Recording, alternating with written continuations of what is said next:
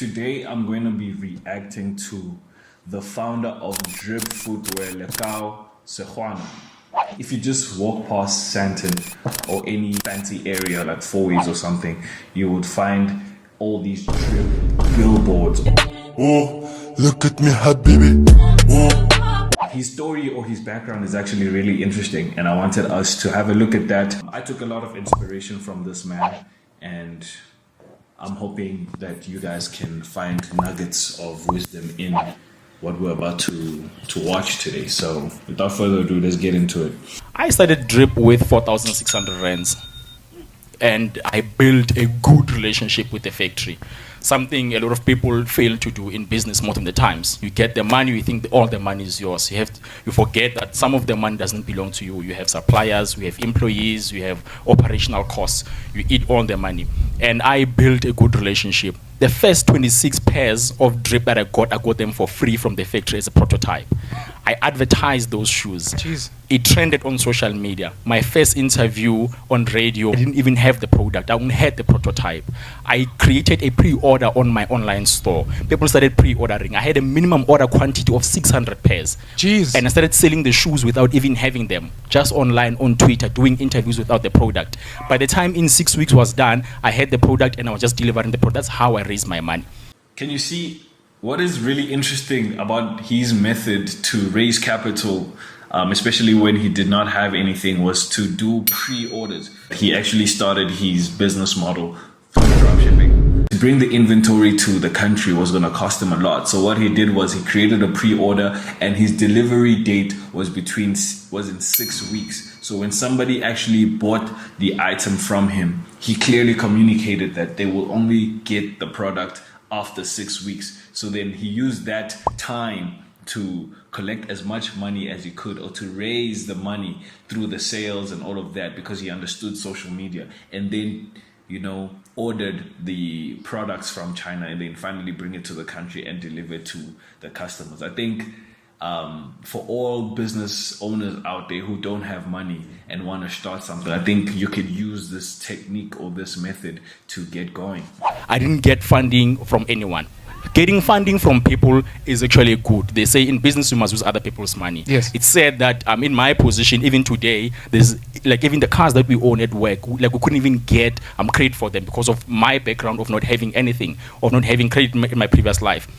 A lot of people want to start businesses with outside capital, or getting funding, or finding an investor, and I think it's a really flawed way to want to start, because when you're writing your business plan or you're jotting down all these things that you need for your business, if you have there that you need investors to come in for you to start your business, then you're putting yourself at risk, because what happens when you don't find the capital or the investment capital from other people? That means you will not go into business. To keep yourself safe is to start with the little that you have. Do not get invested capital. Use your money. Find strategies that could allow you to make sales, like pre-orders, where you make sales, collect money, and then deliver on the products. To come from a shack, the first time my mom saw a brick house was when I bought it with the Drip money. Come on. Who's struggling? So each and every business, remember, I failed for 16 years. I think a lot of the viewers here will find, especially from Africa, will find or will relate to his story, coming from the township and not living in the best of conditions. And I think despite your upbringing or your background or whatever you deem as a disadvantage to you, you shouldn't use that to discourage yourself. Actually use that as fuel to motivate you to actually want to do more with your life. If he can do it, you should be asking yourself the question, why can't I do the same as well? Remember, I failed for 16 years. I've been doing business. I've had so many businesses that failed. Each and every business that I attempted, I was like, it's the one. And it flopped. And I was like, continue that prophecy. What some people also don't know, or they don't realize, is that the first business, or if it's your first time getting into business, your business is most likely or probably going to fail. And you should have that expectation in mind, and don't feel like this is what's going to make it, because you don't know nothing about business in the beginning. So you still have to learn so many things along the way and use those skills to finally get something that is successful. So don't have the expectation of whatever it is, the first little business that you're going to start will be successful, because it's not going to be, and you will be very disappointed. There's very few cases where people who are very successful with their first business, but those are anomalies. And you should expect yourself, to learn from the process.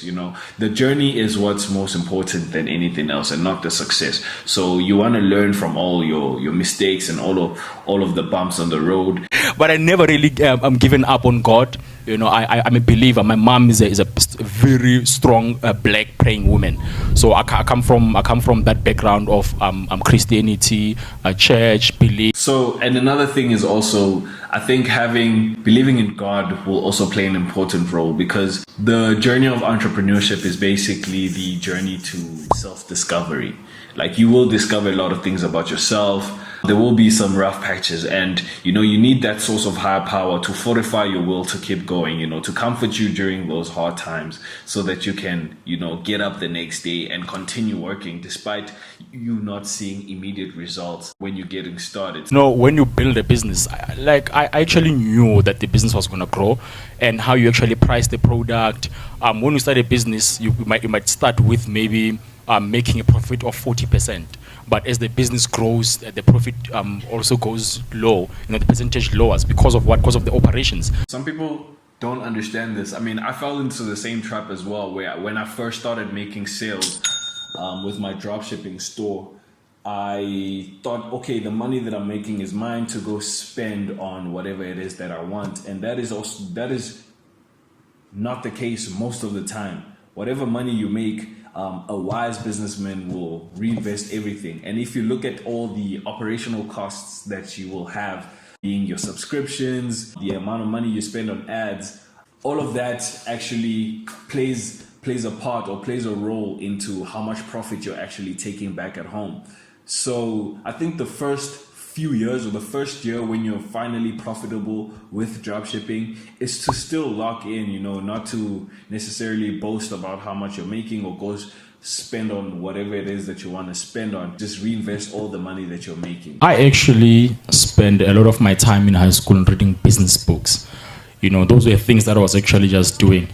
And sadly, I failed my matric. I failed 2 subjects, mathematics and computer studies.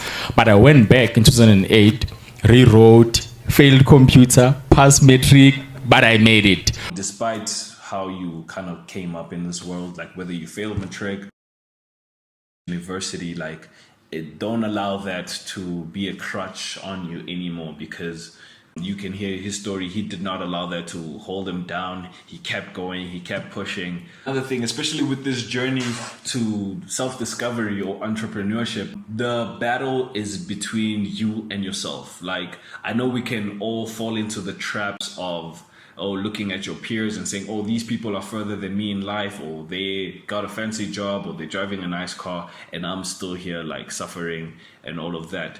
As long as you're bettering yourself every single day and you're getting better than you were yesterday, then you're moving forward, or you're progressing. And you shouldn't look at other people, because it's just going to bring you down, and it's bring a lot of depression into your life, and you don't want that. So focus on yourself. Everybody's focusing on themselves in either way. I think one of the best things that we actually did was to actually do outdoor, and the way that we actually did it. I got so many calls from so many people saying, no, what you did is wrong. That's not how it's done. And I'm like, the problem is that you guys have been doing it wrong. Come on. It's not that I'm doing it wrong. Come on.